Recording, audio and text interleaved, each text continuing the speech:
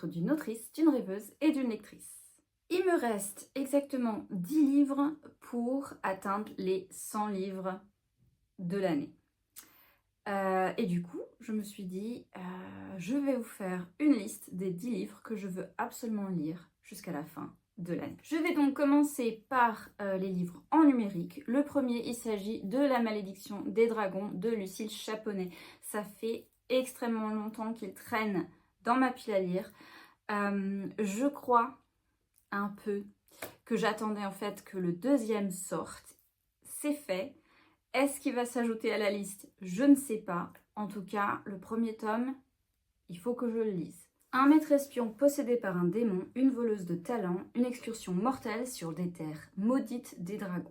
L'alliance entre ces deux êtres de royaumes opposés peut-elle venir à bout de cette mission impossible? Shaw est le maître espion d'Umbra, craint dans tout le royaume pour sa froide efficacité. Surnommé le fantôme, il puise sa force dans le démon qui hante son esprit, un être d'ombre qui lui confère un pouvoir interdit depuis la disparition de la magie. Meliana est l'une des meilleures voleuses de Lux. Pour sauver sa nièce atteinte d'un mal inconnu, elle est prête à tout, même à accepter une mission impossible. Leur objectif, s'emparer d'un œuf de dragon. Leur seul espoir, collaborer malgré tout ce qui les oppose. Toutefois, dans un territoire maudit, isolé par une brume mortelle, la survie a un prix. Et parfois, la menace ne vient pas de ce qu'on affronte, mais de ce qu'on ignore encore. Il s'agit d'une duologie donc de romantasy slow burn. Et je disais dans d'autres vidéos que je veux lire moins de romantasy parce que c'est moins mon truc. Mais il s'agit de Lucille Chaponnet. Et j'adore ce qu'elle fait. Donc je vais la soutenir et probablement continuer à adorer ce qu'elle fait.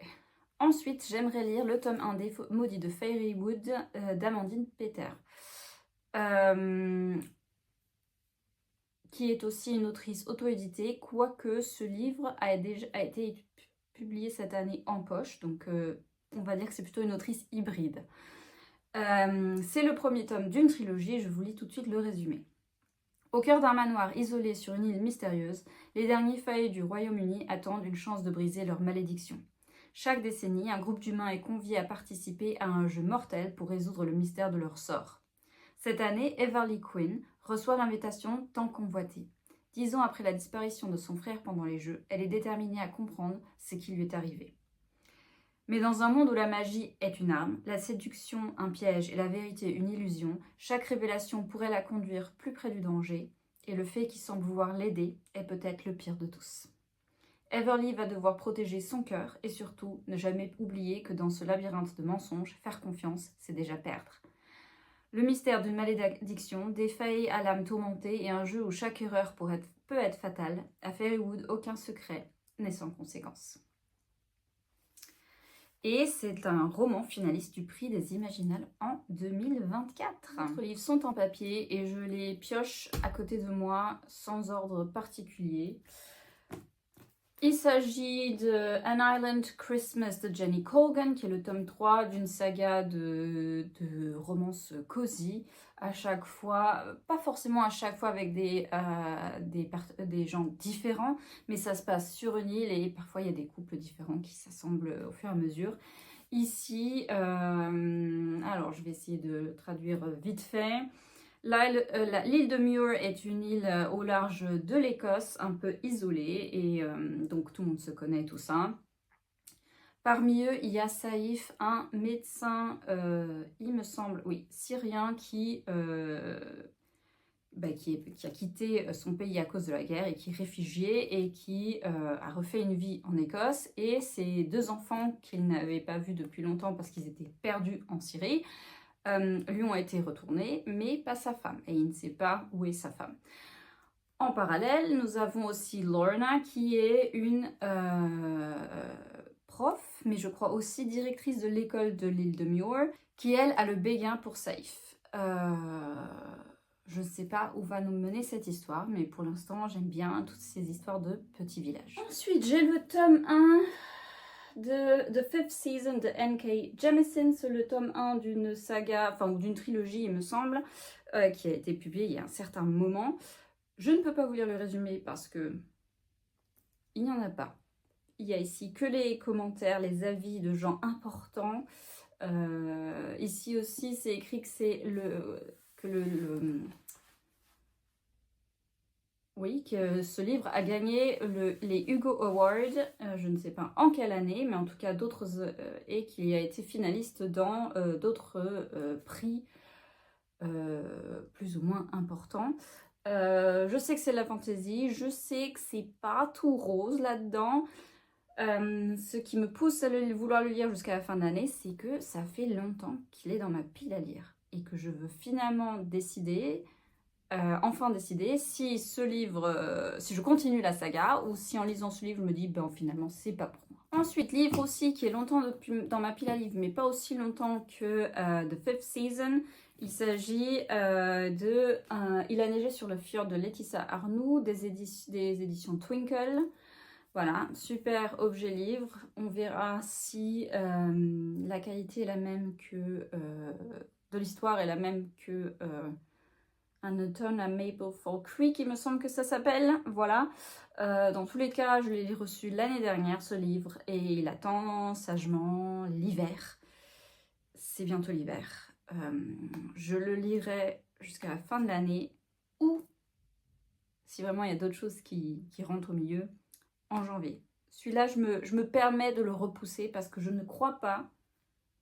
Ah si, quand même, ça parle de Noël. Attendez, je vous fais le résumé. Léonore Merzange est licenciée à quelques semaines des fêtes de fin d'année. Joyeuse, hein. Elle choisit de noyer son sentiment d'échec dans un chocolat chaud à la cannelle, faute de mieux. Sa vie professionnelle est un fiasco, elle appréhende déjà le réveillon et les remarques de ses parents sur son statut de célibataire sans emploi. Mais de quoi je me mêle? Aussi, lorsque sa meilleure amie lui propose de remplacer au pied levé un employé d'un village de Noël en Finlande, Léo n'hésite pas une seconde, tout plaqué pour travailler dans un cadre féerique. Quelle aubaine! Bagage sous le bras, elle embarque 2 jours plus tard pour Rovaniemi. Hélas, Léo est poursuivi par la malchance, les mauvaises conditions climatiques, un détournement d'avion et un malentendu l'empêchent d'arriver à destination et l'oblige à séjourner en Norvège avec l'impassible mais séduisant Svein Thorsen, sa mère Freya et son Shiba Inu Oslo. Je suis pas sûre que le prénom Svein, S-V-E-I-N, existe. Je connais Sven, ça oui. C'est un cas à faire des recherches. On reste sur l'ambiance de Noël avec Retour à St. Mary Hill, Cozy Christmas Mystery de Karine Pitochi, que j'ai reçu récemment.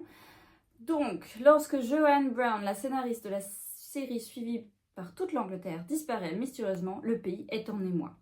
Fuyant son super connard d'ex et la presse à scandale, ruinée et désormais affublée d'une jolie paire de cornes, elle se réfugie dans le cottage hérité de sa grande-tante Gladys. Les sœurs Macpherson, des voisines septuagénaires, ne tardent pas à lui envoyer la seule personne qu'elles estiment capable de lui venir en aide, le pasteur du village. Mais Joanne avait-elle besoin que déboule son ado de neveu, exclu de son pensionnat, et sa fantasque assistante?